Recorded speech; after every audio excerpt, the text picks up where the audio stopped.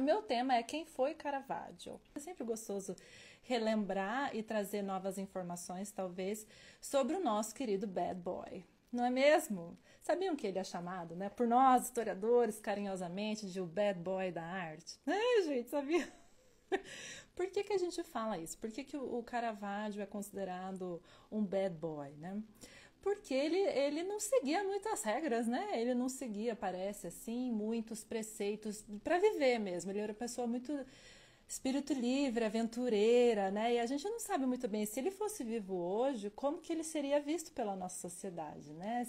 Esse espírito aventureiro dele, ou ele seria super aclamado e super reverenciado por alguns, ou ele seria visto assim como um herético e um problemático por outros, né? Como ele efetivamente foi visto na vida dele. O Caravaggio, então, ele é diferente, por exemplo, do Michelangelo, que viveu antes dele, né? O Caravaggio é uma geração depois. Mas, por exemplo, o Michelangelo era um cara mais taciturno, mais fechado, né? Poucos amigos. Já o Leonardo da Vinci, ele era assim mais aberto, né? Mais alternativo, tinha os discípulos dele junto com ele, era um cara que parecia ser mais bon vivant. Hein? Leonardo era bon vivant, Michelangelo era introspectivo, Rafael buscava os prazeres da vida com as suas amantes e o Caravaggio é o nosso bad boy. E o Caravaggio é aquele assim que pelo jeito, vamos conversar agora assim sobre a vida dele, mas chega até a cometer um homicídio em vida, então é uma vida mais bandida. Ele é o bandido marginal, né? Aqueles que a gente gosta. Mas ele vive pouco, apenas 38 anos, né? Eu ia fazer 39 anos, né? Ai, que saudade que eu tava dos aulões, ai, é verdade. Enfim, ele vive pouco. Mas a carreira dele mesmo dura cerca de 10 anos. 10 anos de produção do Caravaggio. É muito? É pouco? O que vocês acham? Não é nem muito nem pouco, é o suficiente para criar uma lenda, não é mesmo? Foi o suficiente para criar esse mito do Caravaggio, né? O suficiente mesmo, porque foi um artista que talvez pela primeira vez na história da arte nos deu um novo mundo visual, que é aquele mundo da luz em contraposição à sombra, né? Uma concepção de luz realmente nunca vista antes, naquela intensidade, naquela força expressiva, igual nas obras dele, realmente nunca, né? Tanto que a gente vai falar que o Caravaggio é o artista que diferencia, né? Que coloca o marco entre antes e depois. Existe toda uma pintura antes do Caravaggio, depois toda uma pintura depois, que nunca mais foi a mesma. Então ele é o divisor de águas, né? Então quando você vê uma obra que tem muita sombra, né, que é muito trabalhada nessa ideia do tenebrismo, né, e tal, você sabe que é depois do Caravaggio, né? O Caravaggio nasceu em 1571 e morreu em 1610. 1610, comecinho do século XVII. Então, todas essas obras que seguem essa linha caravaggesca, de mais sombras, assim, é depois de 1610. Pronto, você já sabe, você bate o olho lá na obra do museu, você já sabe que você está para lá de 1610, pode ter certeza absoluta, porque realmente a revolução é dele. A revolução é dele. E talvez hoje eu quero falar um pouco de algumas questões curiosas assim no Caravaggio, né? Porque antes da gente entrar na biografia dele, eu quero fazer alguns preceitos, assim, algumas premissas, né? Primeiramente, eu acredito, e muito se fala, que talvez Caravaggio seja hoje o pintor italiano o mais amado do público. Até mais, talvez, do que um Leonardo da Vinci, briga com Michelangelo bem. Mas a gente diz isso porque o Caravaggio é o artista italiano que mais faz mostras. Ele é o que mais percorre. As obras dele estão constantemente viajando o mundo, fazendo mostras em todos os lugares. Às vezes até é difícil você encontrar a obra onde ela deveria estar no lugar original, porque elas estão sempre em viagem, alimentando toda uma indústria, né, dessas mostras intensivas e tal, que fazem muito mal para as obras, viu? Porque se fica nesse monta, desmonta a obra, tira e põe da moldura, só faz mal para a obra, só danifica. Mas as pessoas são sedentas pelo Caravaggio. A grande verdade é que o nome do Caravaggio tem um apelo de público. Olha, gente, de verdade, qualquer coisa que sair, qualquer mínima notícia que sair, ganha manchete em todos os materiais, em todos os jornais do mundo. Ganha na hora as notícias das agências internacionais. Caravaggio não é rodapé, gente. Não vai sair no cantinho, não vai. Notas assim de uhul. sai na capa. E por que isso, né? Por que hoje ele é essa espécie de produto, né? De produto de sucesso, case de sucesso Caravaggio, né? O popstar Caravaggio, não é mesmo? Por que será que ele é tanto? É um pouco isso que a gente vai tentar entender, essa fama, né? Do Caravaggio, que hoje encontra essa fortuna em vida, né? E essa fama em vida, que é uma fama que ele não conheceu tanto quando ele estava vivo, né? Hoje ele tem isso, não tanto quando ele ainda estava vivo. Mas o que acontece? Caravaggio é uma dessas pessoas que revoluciona a história da pintura. É como se ele refundasse, não sei se existe esse verbo, mas enfim, como se ele refundasse as pinturas, a história da pintura. Nas exposições são exibidos originais? O que você acha? Você acha que as pessoas vão viajar e que eles vão fazer viajar com réplicas? São as originais. Esse que é o problema, entendeu? São as originais. Isso que eu tô falando. Elas estão constantemente viajando as originais, ou pelo menos aquelas que se acreditam serem originais, porque também existe toda uma indústria de falsos Caravaggios aí, né? Que vira e mexe já, pô, será que é? E às vezes não é, de outro pintor, né? E fica aquele away em cima, será que é, será que não é? E aí ficam, né, os analistas, os historiadores, os restauradores, e todo mundo tentando ver se é, se não é. É maravilhoso, adoro, eu adoro o burburinho, adoro as fofocas, mas tem uns que são bastante duvidosos, né? Essas atribuições duvidosas, infelizmente. Outras, irrefutavelmente, Caravaggio, né? Não faz muitos anos, em 2012, teve uma amostra muito grande do Caravaggio, que quem foi? Alguém foi? A Medusa estava aqui, tinha várias obras famosíssimas, celebérrimas dele aqui no Brasil, em 2012, foi uma das maiores amostras de toda a história, né, dele aqui no Brasil. Bom, enfim, qual que é a questão de que ele refunda, né, dele ser esse novo fundador da história da pintura? Porque assim como quem é meu aluno vai lembrar dos nomes do Giotto e do Masaccio, o Caravaggio também coloca no centro da pesquisa dele, no centro da busca da pintura dele, o corpo humano. O corpo humano, entretanto, sem idealizações, mas o corpo humano tal qual ele é, com todas as suas dilacerações. Então, o corpo humano sem véu, o corpo humano sem filtro, o corpo humano sem embelezar, não é mesmo?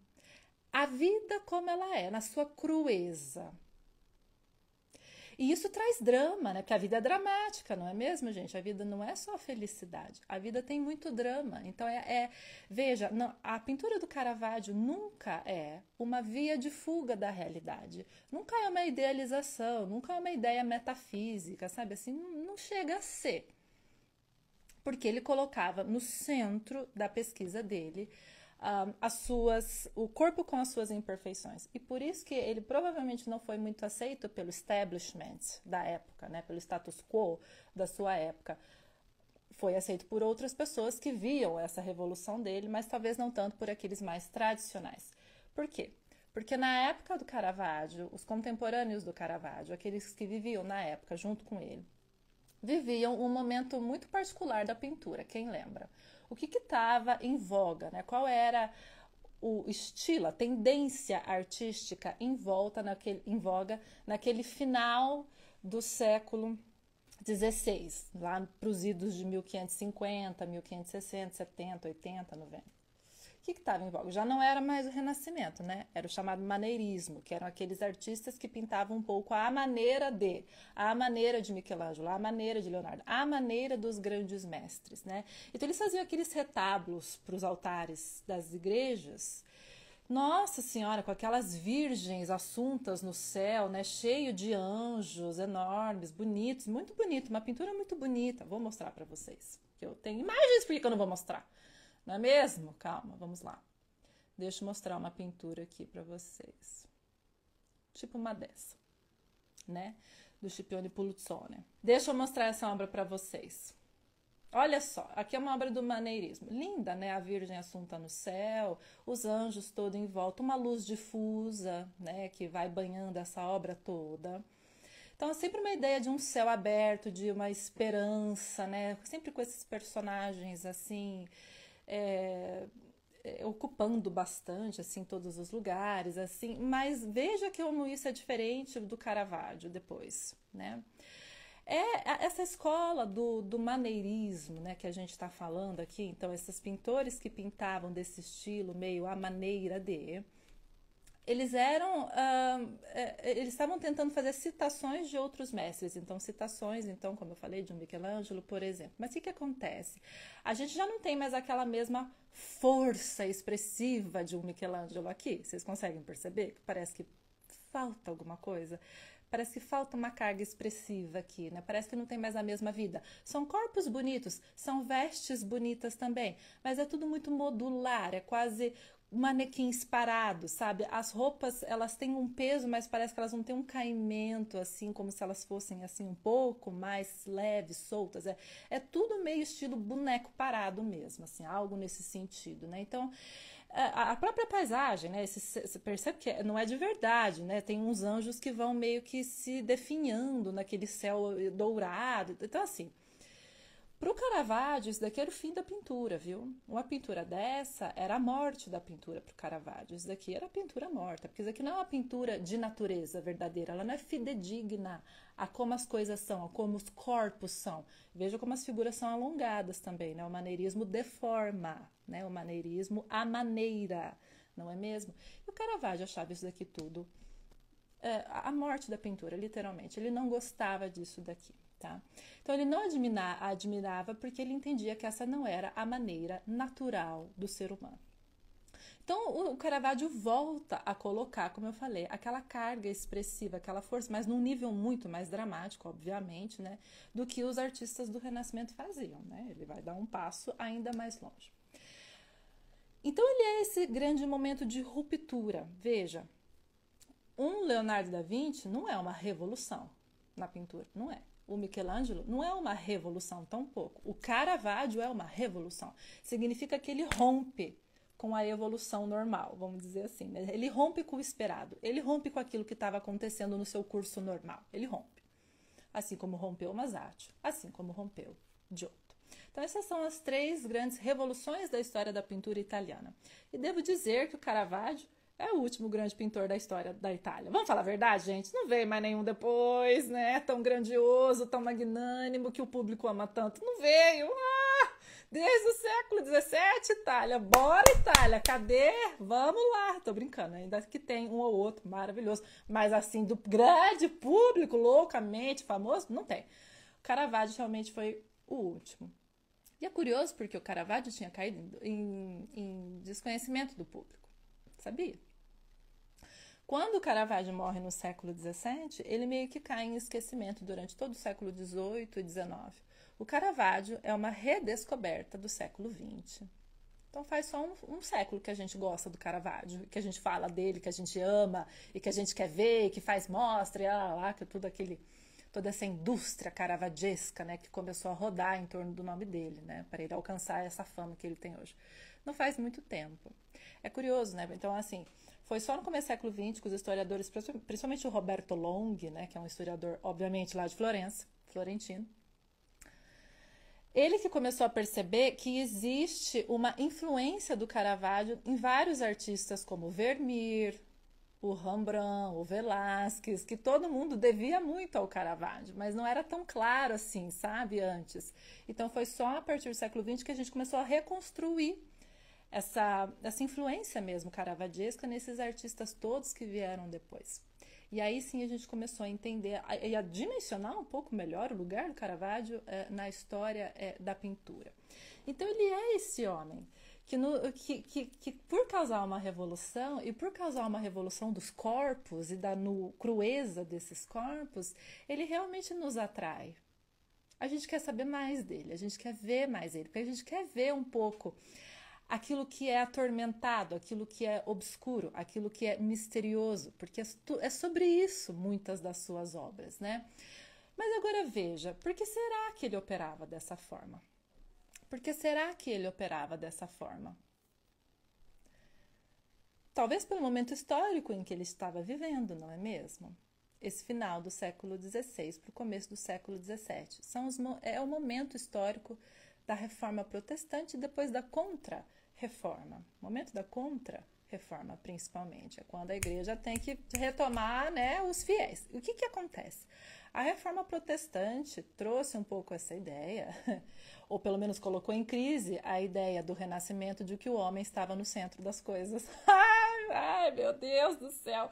Enquanto a gente acreditava, né, que o homem estava no centro da natureza e no centro da pesquisa, o Renascimento foi longe, não foi? Colocou o homem no centro de tudo, dignificou o homem à sua última instância, e a gente viu as maravilhas que a arte chegou com esse pensamento de que o homem é a medida de todas as coisas.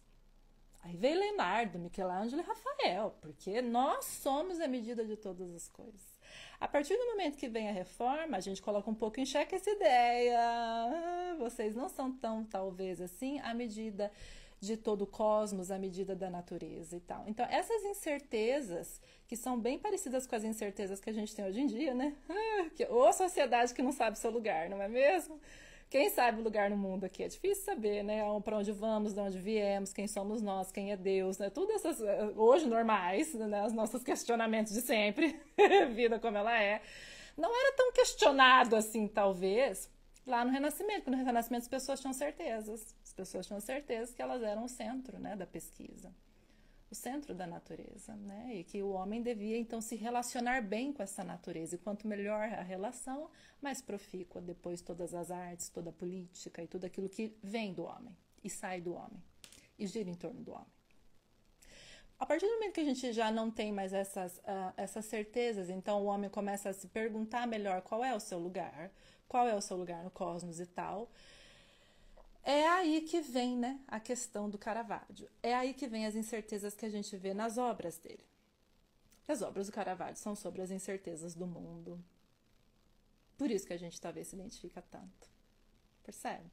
Percebe a força disso, gente? É por isso que às vezes a gente olha para uma obra dele, você vê algo, mas você não sabe dizer o que é, sabe? Assim, você se sente atraído por aquilo, algo te diz, algo palpita no seu coração, mas é um pouco difícil, porque são as nossas incertezas ali, sabe? Colocadas lindamente, traduzidas visualmente, numa bela pintura, né?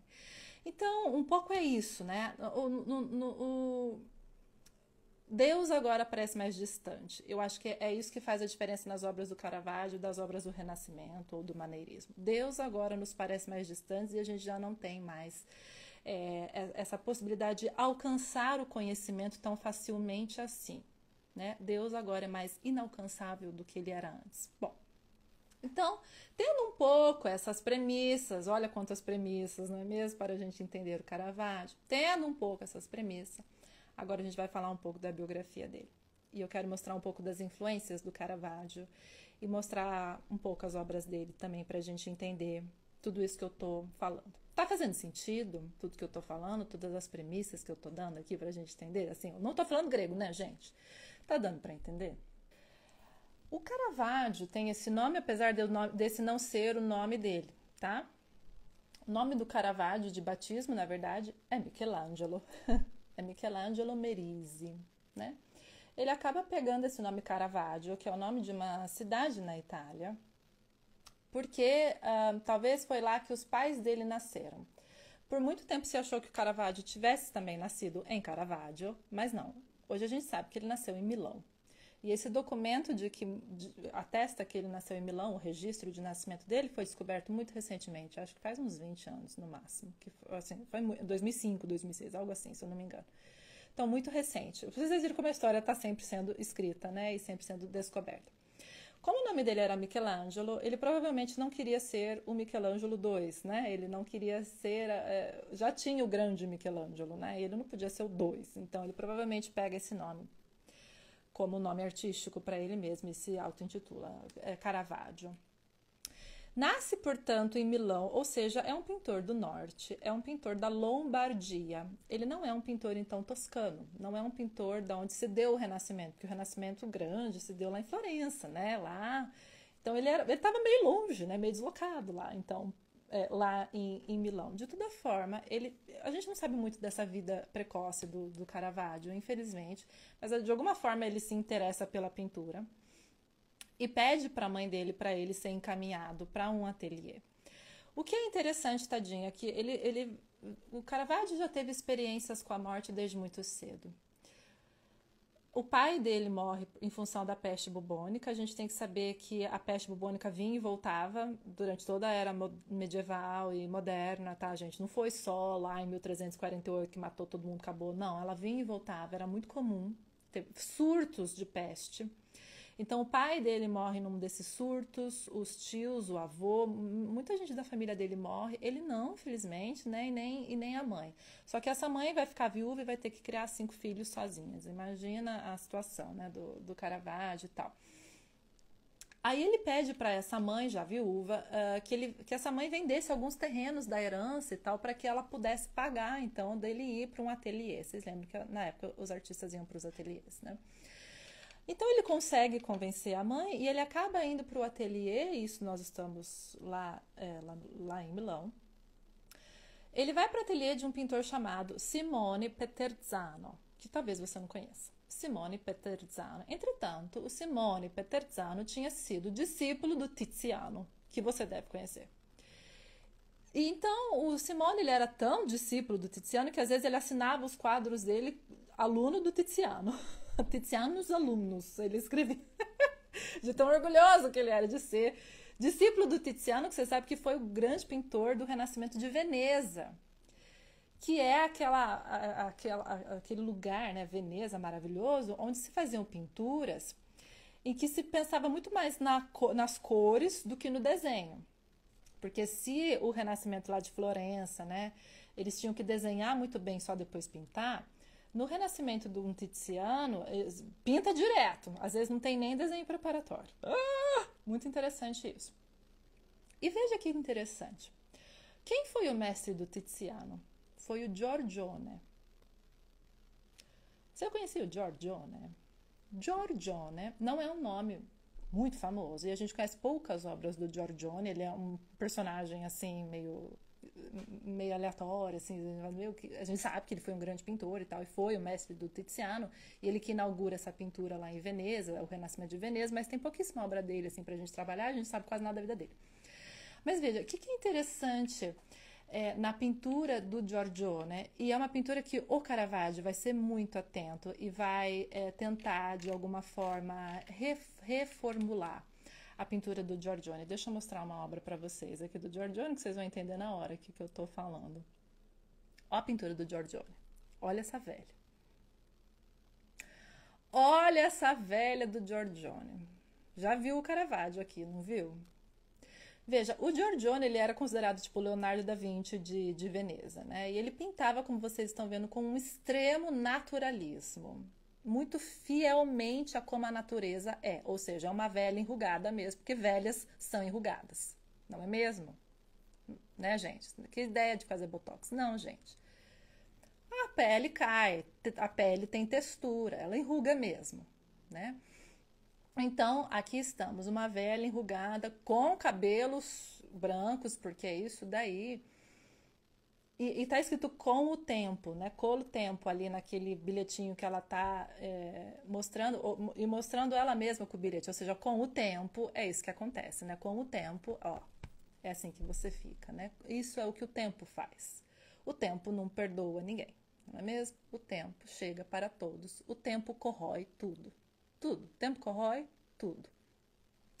E aí, o Caravaggio vai gostar muito disso daqui, não é mesmo? Veja que nós estamos vendo uma pintura laica.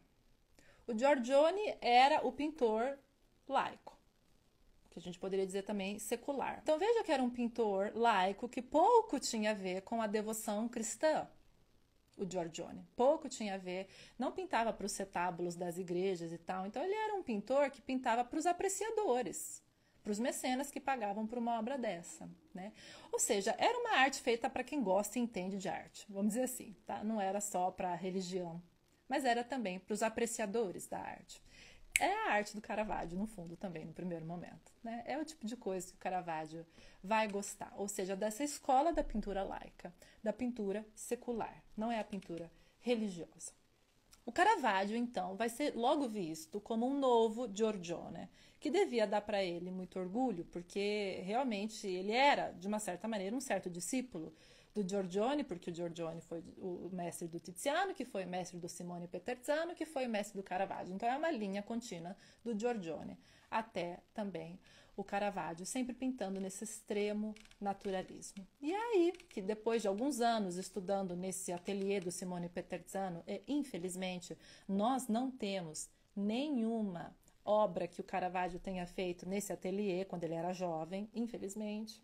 A gente não conhece essa produção juvenil do Caravaggio e tal, o que ele possa ter feito, mas devia fazer alguns retratos, esse tipo de coisa, natureza morta talvez. Mas sabemos que em um certo momento ele vai para Roma. E chegando em Roma, chegamos em Roma, né, meus queridos? Roma, naquele momento, finalzinho do século XVI, ele deve chegar lá em 1595, né, mais ou menos, por aí. 1592, Bruna, meu Deus, perdi a data, esqueci, me deu um branco nesse momento. 1592, talvez, por aí. Quando ele chega, a gente também não tem a data precisa, tá? Mais ou menos, por aí. O que acontece? Roma já estava se reestruturando como a grande capital do cristianismo e no ano de 1600 ia ter o jubileu, o ano santo, o ano ordinário santo. E ela começa a se preparar, né? Começa a construir, finalizar suas igrejas, colocar os seus retábulos nos altares e tal. Então Roma era assim, um momento importante. Mas não era só por causa da arte cristã, vamos dizer assim, que Roma era um lugar interessante. A arte, de uma certa forma, era muito procurada em Roma, de uma forma geral, porque era uma cidade grande. Então as famílias ricas procuravam, por exemplo, por retratos. Então, os pintores em Roma, eles eram extremamente ocupados, né? Eles sempre tinham comissão, eles sempre tinham algum trabalho a ser feito, para não dizer depois, óbvio, depois de toda a igreja, né? Os clérigos que estavam sempre precisando decorar alguma coisa na igreja e tal, e refeitório do monastério, do convento, não sei o que, vocês sabem, a arte na Itália é uma coisa que até hoje, né? Tem toda a esquina em Roma. Muito bem. Então, quando ele chega e ele vai ser acolhido, talvez num primeiro momento, por um monsenhor que ele vai chamar de Monsenhor Salada. Ai, porque fala que ele só dava salada para ele comer, que era o Pandolfo Pucci. E aí ele apelido Pandolfo de Monsenhor Salada, porque só dava salada, tadinho. E daí talvez ele pintava alguns retratos para o Monsenhor Salada. E algumas outras cópias de outras obras de devoção e tal. Parece que fica um tempo ali com ele, mas a coisa realmente vai ficando um pouco mais interessante quando ele vai ser contratado, vamos dizer assim, quando ele vai ser recepcionado, na verdade, na residência do Cardeal del Monte, um cardeal. Então, uma pessoa extremamente importante em Roma. E aí esse Cardeal del Monte é o que vai dar pão e abrigo, né? Comida e abrigo para o Caravaggio. Isso era comum. Você abriga o artista, você é o mecenas do artista, né? Ele era o mecenas, ele paga para o artista viver e comissiona as obras. Ele vai ficar ali alguns anos. Ele e outros jovens também, tá? Então veja, não era exatamente um ateliê, não tinha um mestre ali. Eles eram todos pintores, já profissionais, né? Ele e outros mocinhos lá dentro. Todos sendo apadrinhados, vamos dizer assim, por o Cardeal del Monte, que era um grande homem de cultura, obviamente, um grande amante das artes. E ele vivia no que hoje é o Palazzo Madama, que é o lugar onde hoje é a sede do Senado italiano. Então, vocês imaginam que o Caravaggio morava muito bem, né? Então, isso traz uma relativa estabilidade econômica para o Caravaggio num primeiro momento. Mas eu gostaria também de mostrar, então, para vocês, além do Giorgione, quem mais foi uma influência para o Caravaggio. A gente já viu o Giorgione, essa pintura de extremo naturalismo. Muito bem. Quem mais era influência para o Caravaggio para ele começar a fazer as primeiras obras que a gente conhece, que são as obras que ele faz quando ele já está em Roma, provavelmente trabalhando lá para o Cardeal del Monte. Veja, como ele era um pintor do norte, ele era um pintor lombardo, então ele tinha uma carga, uma bagagem de pinturas que ele conhecia lá da Lombardia. Então tem alguns italianos mesmo, que ele vai olhar para esses artistas. Por exemplo, Moreto, e aqui eu vou mostrar uma obra do Moreto para vocês. Ceia na Casa dos Fariseus, é uma obra do Moreto. São todos artistas ali do norte, da Lombardia. O Lorenzo Lotto, o Moreto, ou o Moroni, são todos artistas que provavelmente influenciaram bastante o Caravaggio jovem. Porque, veja, vocês estão vendo uma obra dessa? Que obra interessante!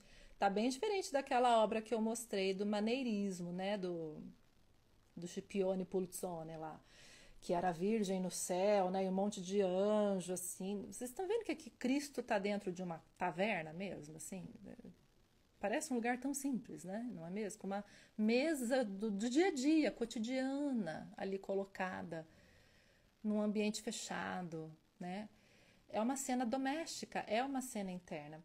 Então veja, o que esses artistas lombardos estavam fazendo já nessa passagem do século XVI para o XVII e que o Caravaggio viu e gostou? São essa ideia de uma arte, de uma religiosidade mais humilde.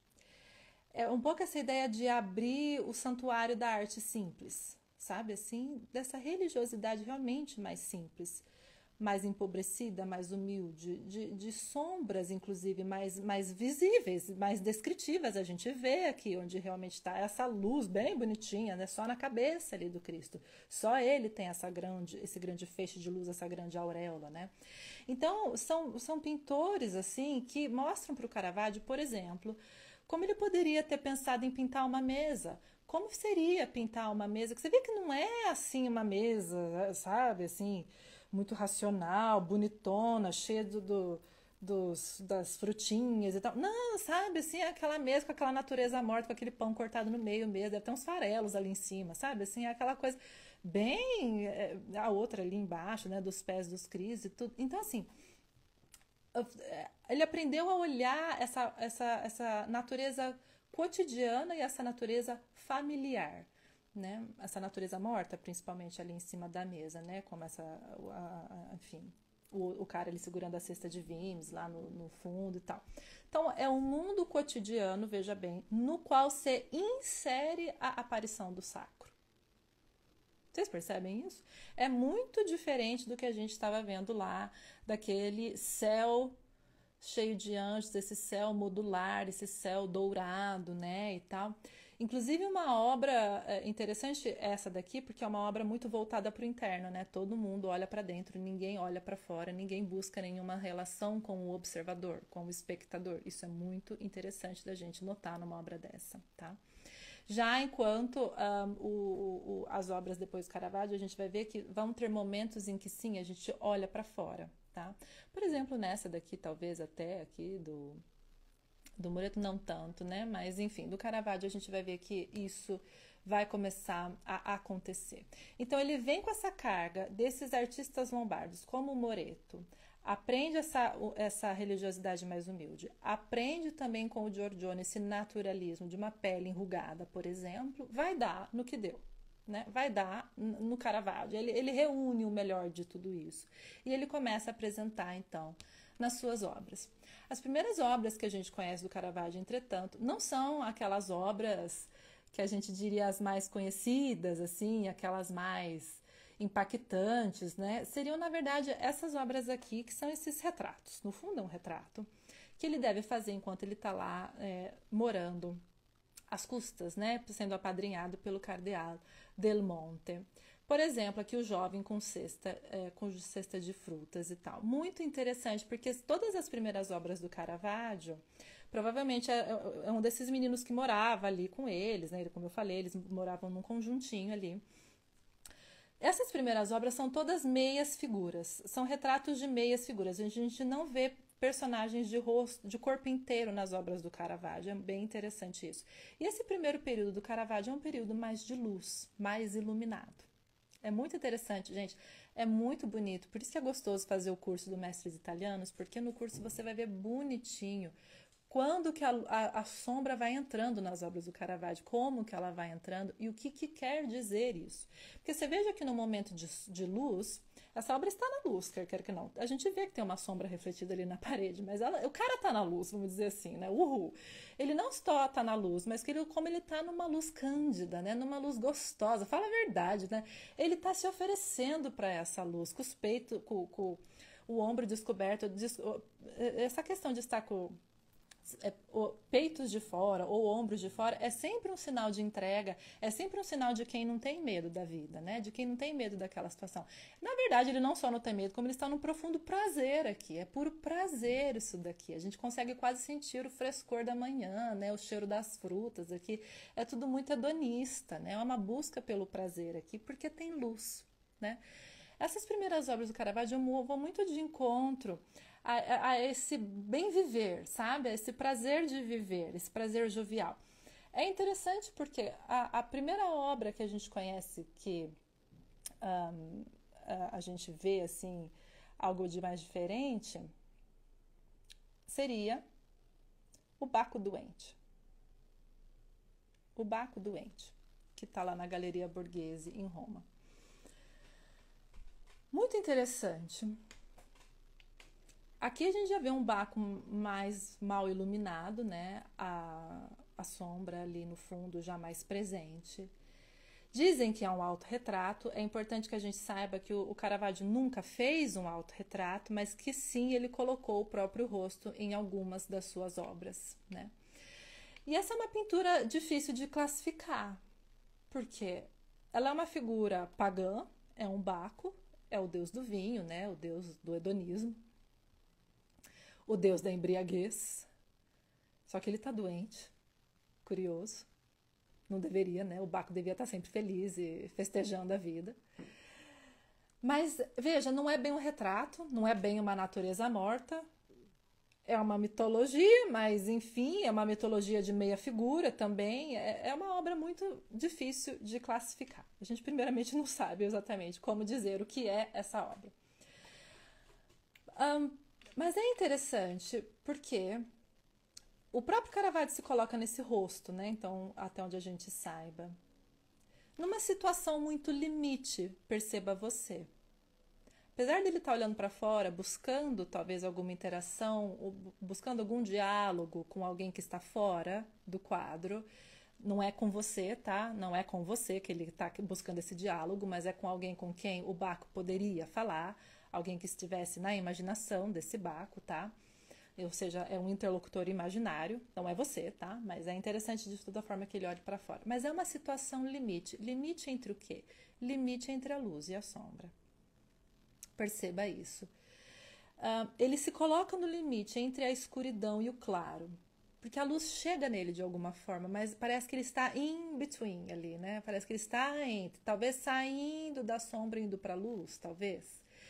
Veja como aqui a gente já consegue ver uma coisa um pouco mais simbólica. Porque a gente poderia considerar que a luz é a saúde e a sombra é a doença, porque ele está doente.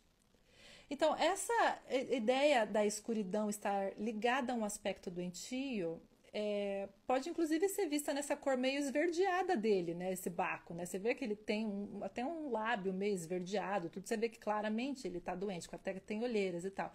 Mas deve ser uma doença que esse sujeito está superando, porque ele está realmente indo em direção à luz, de alguma forma. Indo em direção à luz, né? Então, indo de encontro a essa saúde, se libertando da doença. E ele se oferece para esse encontro, perceba, né? Para esse encontro com essa nova saúde, para essa nova realidade, esse encontro com esse novo alguém que ele deve estar olhando, tá? É muito interessante ver isso. O Caravaggio se colocando, então, nessa situação de vou para a luz, vou para a sombra, eu me curo ou eu fico onde eu estou? Eu busco esse conhecimento da luz ou eu fico aqui na sombra, que é, enfim, onde eu já estava mesmo, onde eu estou doente, mas, enfim, vamos levando eu e minhas uvas, entende? É muito interessante, então, você ver nas obras do Caravaggio, porque depois ele vai se autorretratar em muitas outras obras. E você vai começando a ver o quanto que ele estava sempre nesse limite, buscando um encontro com quem está na luz. Buscando um encontro com quem está na luz. Por isso é muito interessante começar a ver nas obras do Caravaggio quem está na luz e quem está na sombra. Porque, veja, a importância da luz é que a luz é um instrumento para você conhecer as coisas. Sem luz você não conhece nada, você permanece na sombra, na ignorância. Então você precisa da luz, né? A luz ela é fundamental para o conhecimento das coisas que o Caravaggio tanto gostava e tanto ia atrás, né? Então veja, é por isso, depois, a partir desse tipo de obra, né, meio diferente, mas muito interessante, que ele vai começar, então, a receber as primeiras encomendas públicas dele. Aqui eu quero mostrar a primeiríssima obra pública que ele faz, que é dentro da belíssima Capella Contarelli. Na verdade, são bem 3 obras, todas elas sobre o martírio, sobre São Mateus, né? Então, são os 3 momentos, né? Do São Mateus. Você tem o momento da invocação, da inspiração e do martírio, né? Cada um representado numa obra. Essa daqui é a obra da invocação do São Mateus. E elas estão lá até hoje, na Capella Contarelli, lá em Roma, né? Lembre-se, como eu falei, Roma estava vivendo seu jubileu. O jubileu de 1600. Gente, o jubileu de 1600. Vocês sabem o que é interessante? Porque o jubileu acontece cada 25 anos. É o mesmo jubileu que está acontecendo esse ano, sabia? O jubileu que o Caravaggio viveu no ano de 1600 e que ele então ajudou a produzir essas obras aqui para ficarem prontas a tempo para o jubileu, porque isso aqui é de 1601. É o mesmo jubileu que a gente está vivendo esse ano, né? É o jubileu do ano santo, vamos dizer assim, um ano ordinário santo. Acontece cada 25 anos, é quando você pode pedir a indulgência, né, da igreja. Que eu estive lá, né? Ai, gente, que coisa boa ir para Roma esse ano. Roma tá assim, né? Roma tá assim. Imagine 1600, todos os peregrinos do mundo indo para Roma também, aquela loucura igual tá agora. E o Caravaggio lá no meio. Bom, então ele vai fazer essa obra da invocação, por exemplo, que é a grande primeira obra pública dele. Bom, agora ele virou um pintor público, que todos queremos, não é mesmo? Porque só ficar pintando privado não é tão legal assim. A gente quer ser reconhecido e ele consegue, gente, ele consegue. Não é uma pintura a fresco, tá? O Caravaggio não fazia fresco, é tudo óleo sobre tela, isso daqui. E aí ele começa a fazer a preparação dos quadros dele preta no fundo. O fundo sempre tem um extrato preparatório de tinta, né? Geralmente pode ser branco, né? Os impressionistas, alguém falou alguma coisa aí, fazia tudo bem branco, né? Para ficar iluminada a obra. O Caravaggio é preta o extrato preparatório da tela ali. Mas enfim, o que é muito interessante aqui é essa chegada da luz. Primeiro que é o Cristo aqui, a nossa direita, né, para quem está olhando, é o Cristo chamando, invocando o São Mateus. Até hoje é um debate aberto. Quem é o São Mateus? Quem é dos caras que estão sentados ali? Quem é o São Mateus? Veja como uma obra dessa era absolutamente inovadora. Absolutamente inovadora. Por quê? Porque não é uma obra que se passa nos tempos de Cristo, mas é uma obra que se passa numa taverna do Caravaggio, da época do Caravaggio em Roma, com as roupas das pessoas de Roma da época, gente. Olha que doideira. Sabe o que é interessante? O Conselho de Trento, da Contra-Reforma, tinha feito uma série de cláusulas, vamos dizer assim, do que a arte deveria seguir a partir da Reforma Protestante. E uma das questões que a arte deveria seguir é que ela deveria ser facilmente compreensível. A arte tinha que existir nas igrejas, tá? Diferente dos protestantes que não queriam arte na igreja, para os católicos a arte tem que ter assim na igreja, com função instrutiva, com função didática. Então, quanto mais clara, mais fácil for a mensagem, melhor. Então, isso o Caravaggio faz. Mais compreensível do que isso daqui, melhor. Impossível, porque o relato bíblico que o Caravaggio está mostrando aqui é quando Cristo chega na coleta de impostos, chama o São Mateus e fala, venha comigo. O São Mateus levanta e vai. É isso daqui o que está acontecendo. Então, assim, perfeito. O Caravaggio botou todo mundo sentado no bar, tem uma janela ali no fundo que nada mais é do que a própria janela do estúdio do Caravaggio, tá, gente? É a janela dele mesmo, que ele montava as cenas no estúdio dele. E aí tá todo mundo ali sentado, contando as moedas, na boa, vivendo a vida dele. Cristo chega, ninguém entendeu, né? Obviamente, ninguém entendeu que aquele era o Salvador, nem olhou de um olhar estranho para quem esse louco, com essas vestes do passado, né? Porque esse Messias aí fora do tempo. E ninguém entendeu muito bem, e a gente até hoje ficou nessa suspensão aqui da obra de entender quem é o São Mateus, porque ninguém parece ter reconhecido Cristo. Maravilhoso. Mas veja, olha que interessante. Então o Caravaggio traduziu muito bem, a arte tem que ser compreensível. Afinal, o Caravaggio está te fazendo uma pergunta aqui. Quando Cristo chega, o que é que você faz? Você finge que você não viu? Você olha para as suas moedinhas ali embaixo? Você permanece no mundo material? Você duvida que é com você, igual o outro ali, sou eu? Você duvida que o chamado é para você? Ou você olha com desdém, igual o outro ali mais novo, que é esse louco? O que você faz? Percebe como dá para captar? Dá muito para captar. Então, sim, talvez o Caravaggio tenha sido o grande tradutor das ideias do Conselho de Trento, de como a arte deveria ser uma arte mais facilmente compreensível. Não podia mais ser aquela arte do Renascimento, que às vezes era meio distante, né? Aquelas artes meio alegóricas, aquela coisa, né? E misturar paganismo junto com o cristianismo já não ia mais dar, né? Botar aquela figura alegórica, botar a Vênus. Pensa na Vênus do Botticelli para falar do amor de Deus. Ainda dá a ver, né, gente? Não dava, né? O povo não sabe, o povo não lê. Então as pessoas precisam bater o olho e entender o que elas estão vendo. Caravaggio faz isso. Caravaggio humaniza tudo aquilo que é sagrado. Maravilhoso, por isso que é o nosso divo. Só qual que era o problema do Caravaggio? Faltava decência. Faltava decoro. Faltava decoro. O famoso decoro. Gente, não tinha decoro nas obras dele. Sabe o que é decoro? É a decência mesmo, né? A dignidade, né? Então, por exemplo, você vê numa outra obra dessa, essa obra está de frente para a invocação de São Mateus, tá? A vocação de São Mateus e no outro lado tá o martírio dele.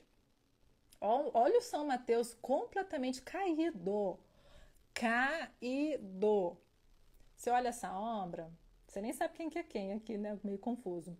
Mas na verdade não, dá para entender que o São Mateus está caído ali pelo algoz dele. Esse homem bonitão aí no centro, para onde converge toda a luz, é aquele que está causando mal para o São Mateus.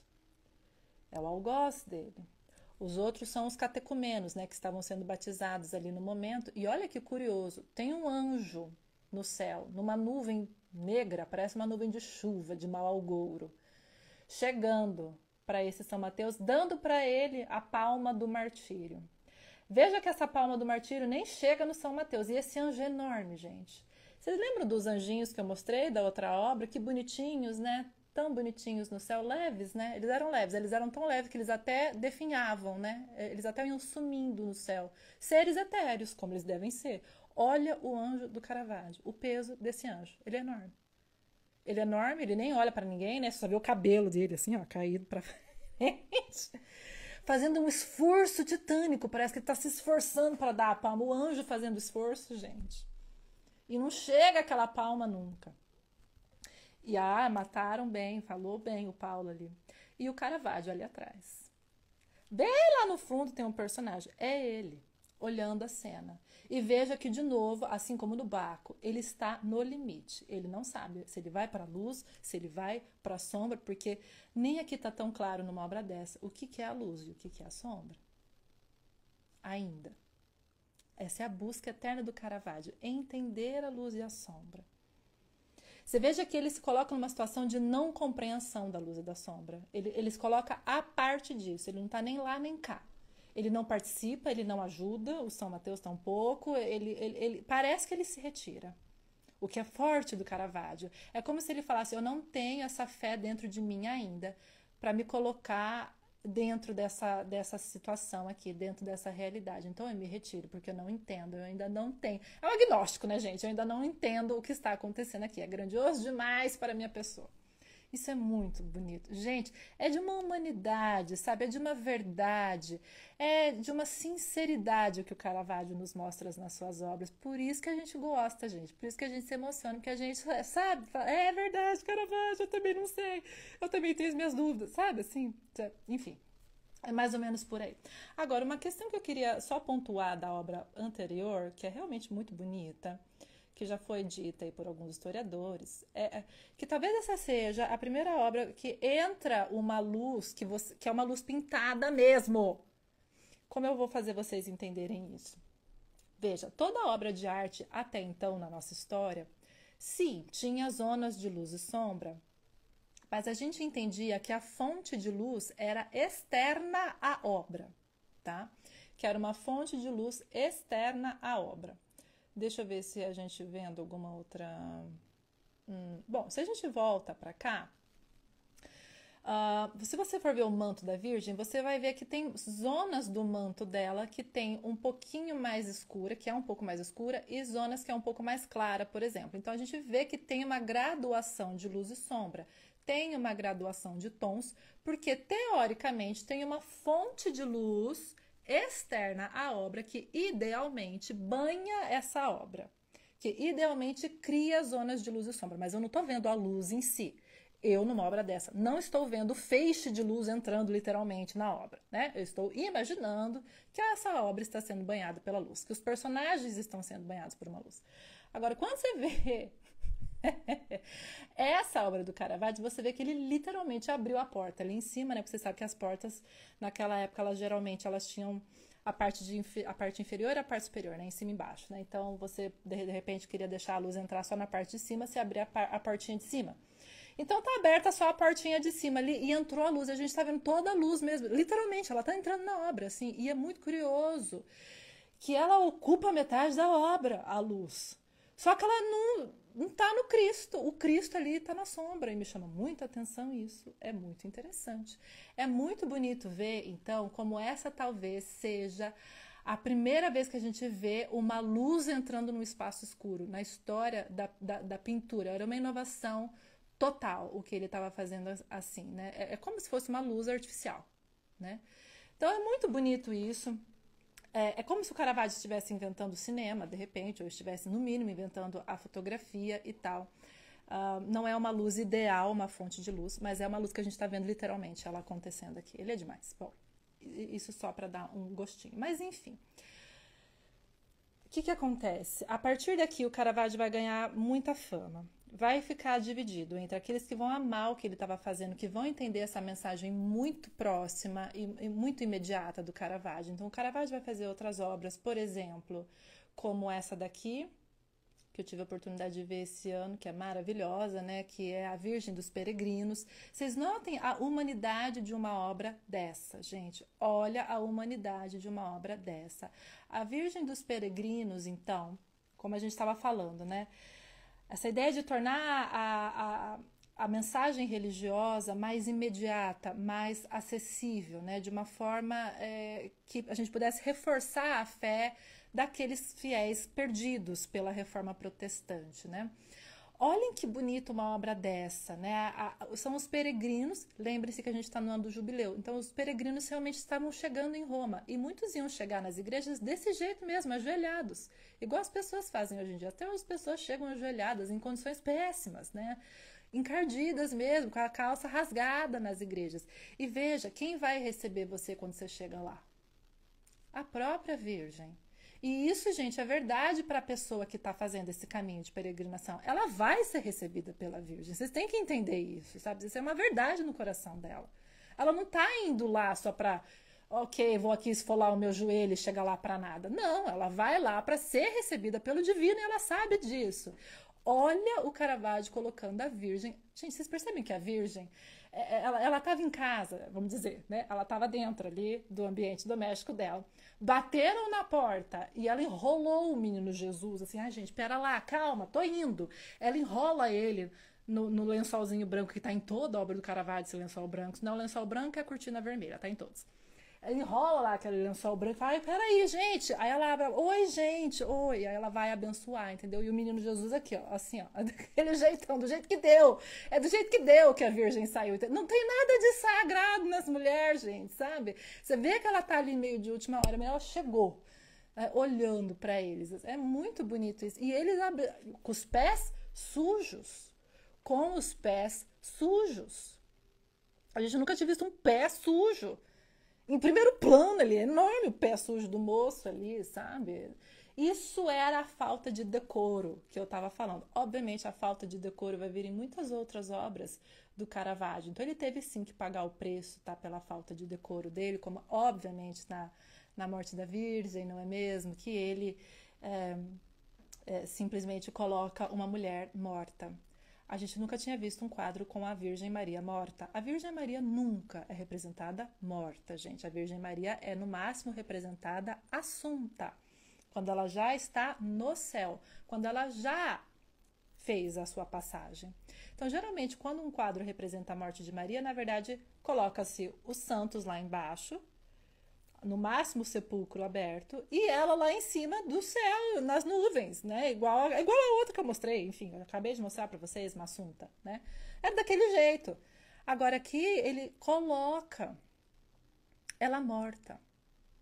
numa roupa vermelha, também bastante complicado, porque vermelho não é a cor de Maria, Maria é geralmente azul, né, na tradição italiana, né? Só as pinturas mais nórdicas colocavam ela vermelha. Geralmente o manto azul. Aí ela morta, era uma prostituta da época, né? Reconhece-se que o Caravaggio usava as prostitutas da época mesmo como as suas modelos, então viram que era uma prostituta que tinha morrido no rio e que tinha morrido, portanto, afogada, e por isso que ela estava com a barriga inchada, e ela coloca a virgem com a barriga inchada e pés de fora. Ou seja, mais indecoroso do que isso não dava, tanto que uma obra dessa foi rejeitada e depois acabou indo parar hoje no Louvre, né? Hoje ela está na França, não ficou em Roma, infelizmente. Porque, então veja, é um pouco difícil de entender o quão bem o Caravaggio vai ser aceito ou não no momento em que ele estava vivendo, porque sim, era imediato, era bonito, era interessante e muito visceral a forma como ele tinha a mensagem para dar, mas nem sempre ia ser bem aceito. E uma outra obra que eu acho muito interessante dele, para a gente pensar um pouco nessa crueza dele, é essa daqui, que é o Enterro da Santa Lúcia. Deixa eu tirar os comentários aqui, porque senão vocês não vão ver bem essa obra. Olha o Enterro da Santa Lúcia. Gente do céu, essa obra, que foi feita na Sicília, é uma obra que está muito mal conservada, né, como vocês podem ver, infelizmente, representa literalmente o enterro de uma santa. Vocês já viram alguma obra representando o enterro de uma santa desse jeito aqui? Porque, veja, não há nada de sobrenatural numa obra dessa, mas sim um forte senso de solidão. Porque o que falta aqui? Falta um céu se abrindo para Santa Lúcia, faltam os anjos, falta aquela transcendência. É muito curioso que a gente esteja vendo numa obra que é uma obra de uma santa que, portanto, sofreu o seu martírio, que vai, então, portanto, ser recebida no céu. Mas numa obra dessa, tudo que a gente está vendo são dois brutamontes, são dois homens gigantescos abrindo a tumba dela. Em primeiro plano, é sobre isso a obra, é a abertura da tumba da Santa Lúcia. É muito interessante. Veja, no primeiro plano não está a Santa Lúcia, não estão os cristãos, não estão os anjos, não tem céu abrindo, não tem ninguém trocando as trombetas, né? Mas são dois bestiais coveiros, enormes, brutamontes, no primeiro plano. Então veja, o que falta nas obras do Caravaggio, talvez sempre tenha faltado um pouco, é essa dimensão da transcendência, daquilo que está além do corpo, sabe assim? Não. Para o Caravaggio, a gente vê bem numa obra dessa que a vida é no aqui e agora. E as coisas são dessa forma como elas são. Ou seja, se alguém tem que ser enterrado, alguém tem que cavar uma fossa. E não tem nada de poético nisso. E não tem anjo para vir cavar a fossa. Não. Tem quem vai cavar é o coveiro. Pronto. Simples assim. É assim que nós temos que enfrentar um funeral, é assim que foi feito o funeral da Santa Lúcia, e era assim que o Caravaggio via que deveria ser feito, as coisas como elas são, sem filtro, sem véu, na imanência, naquilo que a carne consegue ser. Não tem nada além. Gente do céu, meu Deus do céu. É realmente muito forte. É muito forte e é por isso que eu acho que a gente se conecta tanto com esse homem. O Caravaggio, como vocês sabem, vai ter aquele episódio muito triste. Como eu falei, a morte perpassa muito as obras do Caravaggio, né? A ideia de morte, e não por acaso ele acaba matando, né, um homem meio que em legítima defesa, até onde a gente sabe, no ano de 1606, e pelos outros 4 anos de vida dele, os 4 anos finais, ele vai ter que se refugiar. Então ele vai para Sicília, ele vai para Malta, ele vai para Nápoles, e é por isso que tem obras dele nessas cidades. Até hoje tem obra dele em Nápoles, em Malta e na Sicília, como essa obra aqui da Santa Lúcia, que permanecem lá ainda nesses lugares de origem.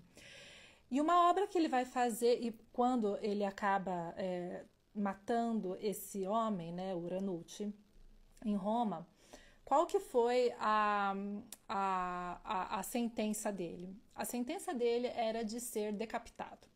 Então, muitas obras do Caravaggio, quando ele recebe a sentença de que ele seria decapitado, começam a aparecer, então, essas figuras decapitadas. Ele vai fazer muito de figuras decapitadas, né? Essas imagens, então, de morte, cabeças rolando. Porque essa era a sentença dele. Em Roma, qualquer pessoa que visse o Caravaggio podia solicitar que ele fosse decapitado. Então, por isso que ele foge, né? Por isso que ele vai para Nápoles, ele vai descendo conforme a coisa vai ficando feia para ele. Mas olha que interessante, numa obra dessa aqui, como o Davi e o Golia, aqui, né? Novamente é um autorretrato. Que interessante, né? Novamente é um autorretrato. E aí ele se coloca, né? A cabeça dele ali embaixo é o mocinho, é o Davi, segurando ele, horroroso ali, né, gente? Muito feia a cabeça dele ali, um olhar, enfim, muito, muito estranho mesmo, né? É um quadro, obviamente, que fala de morte, né? É um quadro que fala de morte. É ele ali. É muito interessante, porque o rosto do Davi não dá muito para entender, né? Ele tá com pena, ele tá com asco, ele tá... O que ele tá pensando, né? É muito autorreflexiva essa obra do Caravaggio, como se ele tivesse um pouco pensando, né? Essa condenação dele de morrer decapitado era digna? Não era digna? Morrer é digno? Morrer não é digno? Qual que é, né, essa pena? Essa pena de morte dele poderia ter sido imposta? Não poderia? Morrer é uma pena? Não, a pena talvez seja viver. Viver daquele jeito bandido que ele vivia, né? Mas ele tentou, viu, gente? Ele tentou viver ainda, ele tentou voltar para Roma. O Papa tirou a excomunga dele, né? Tirou as questões dele. Falaram para ele que ele podia voltar para Roma, ele pega o navio para voltar para Roma, mas ele cai em alguma emboscada e ele acaba tendo que parar no Porto Hércole e ele acaba morrendo no Porto Hércole com algumas das suas obras. A gente não sabe se de malária ou de alguma doença, enfim, é incerta a morte dele. Nunca foi encontrado o seu corpo, infelizmente é mentira. Se vocês verem em algum lugar que o corpo dele sobreviveu, não sobrevive o corpo do Caravaggio. E ele se esvai, né? Aos 38 anos, vai saber o que mais esse homem teria feito se ele tivesse vivido mais tempo. Mas ele, infelizmente, não consegue voltar. É triste saber que ele não conseguiu voltar para Roma ainda em tempo de viver mais e fazer mais maravilhas para a gente, né? Então, uma carreira interrompida, mas é aquilo que eu falei no começo. Esses 10 anos foram muito? Foram pouco? Foram suficientes.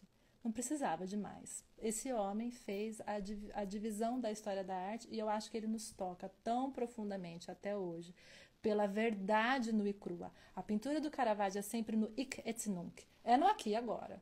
Então, veja, ele te força a viver o aqui e agora, ele te força a entender as questões da vida, os problemas, as nossas mazelas, sabe? É incômodo, mas é bom. Sabe aquele é ruim, mas é bom? Ai, é maravilhoso porque ele emociona, porque ele nos dá vontade de conhecer mais, de fazer mais, de ver mais. É uma beleza sem fim do Caravaggio. E conhecer a obra dele é realmente um presente para o coração, um presente para a alma.